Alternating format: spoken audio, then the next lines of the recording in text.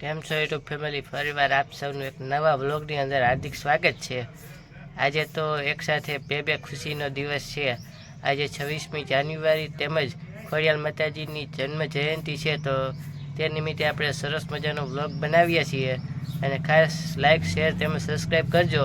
અને ગોંડલની અંદર સરસ મજાની ઇમારતો છે, તેને તિરંગાથી સુશોભિત કરેલી ઘણી બધી લાઇટ ડેકોરેશનનું કામ કરેલું છે, તો આપણે તે પણ જોઈએ। અને ખોડિયાર માતાજીનો જન્મદિવસ છે, તે નિમિત્તે આપણે સરસ મજાનું મંદિરની અંદર ખોડિયાર માતાજી માટે લાઇટ ડેકોરેશન કરેલું છે, તો હું તમને ખોડિયાર માતાજીના પણ દર્શન કરાવું, તો કન્ટિન્યુ બ્લોગમાં બન્યા રહેજો।